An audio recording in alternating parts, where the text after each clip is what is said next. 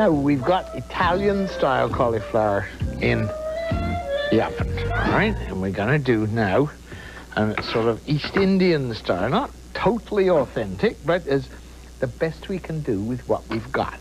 Now, if we're going to use some spices, and we're going to use some sort of nice things, but if you haven't got them, don't worry. Use some curry powder. That's all you got. Everybody can buy curry powder. Even if you're up in the dreadful north, you can still buy curry powder.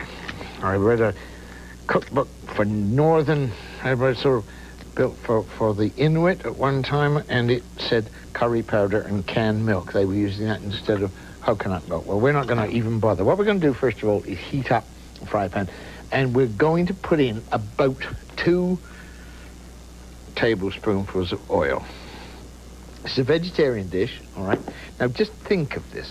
What we're going to do right now is fry some of the spices. And the first spices we're going to fry for this dish is pepper. Look at that, black pepper, all right. When you fry black pepper, it changes character. I also learned from Chinese cooks. I know this is an East Indian dish, but you learn things from people all over the place, and that's how you get to be big and strong and grow up, is learning from other people. I learned to fry salt, so I'm going to put in about half a teaspoonful of salt.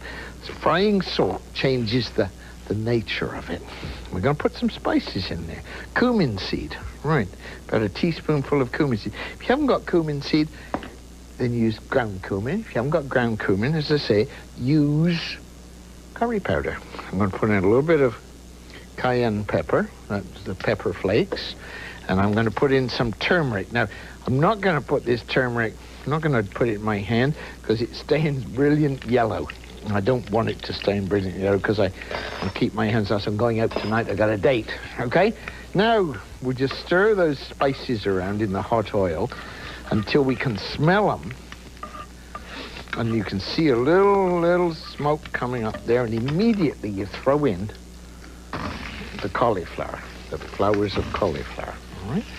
We're going to put in with it, let's put those over there, a little bit of ginger. Oh, the smell of this is just quite wonderful.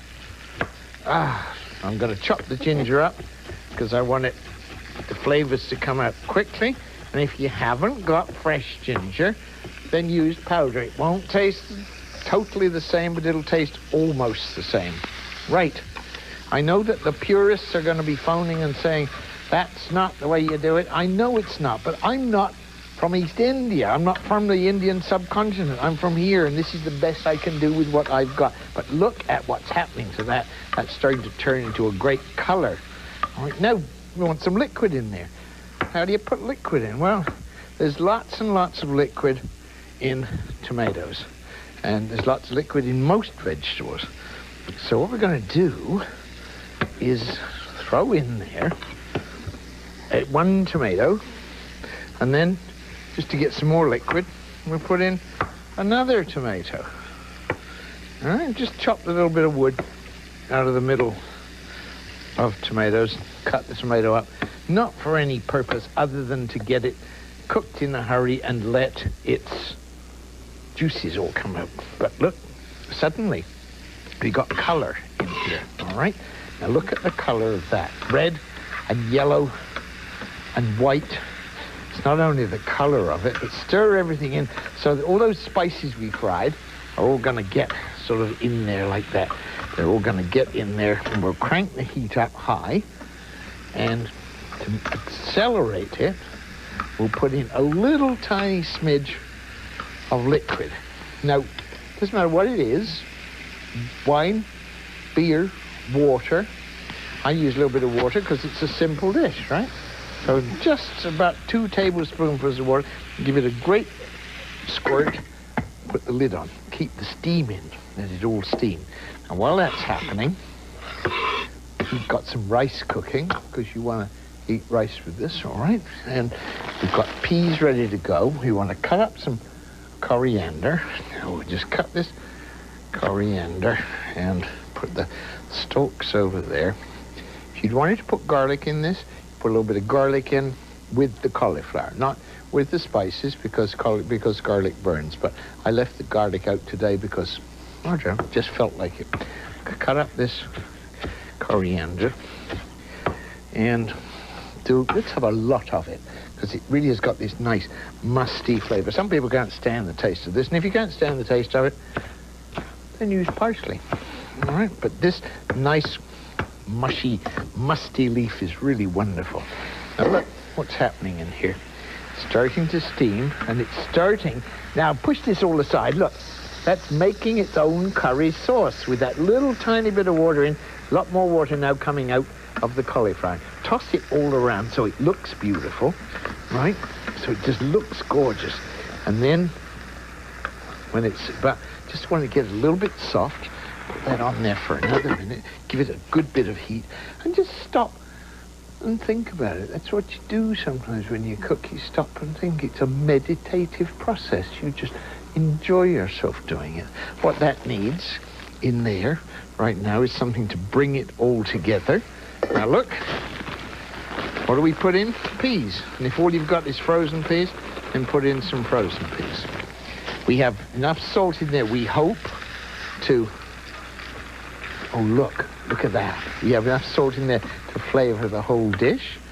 And put that chopped cilantro, coriander on the top of it. We get ourselves a really great dish.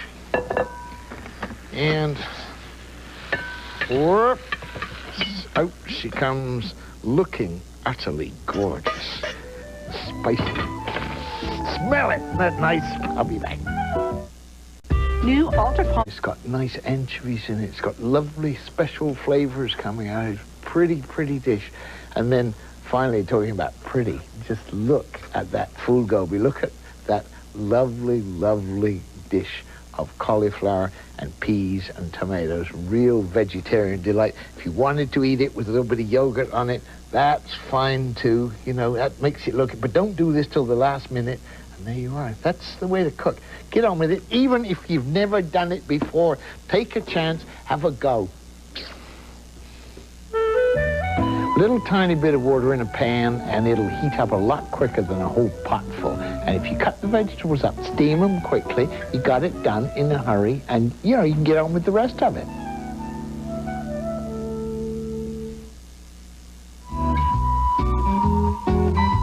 Next on TLC, would you like to express your creativity while making something useful for your home?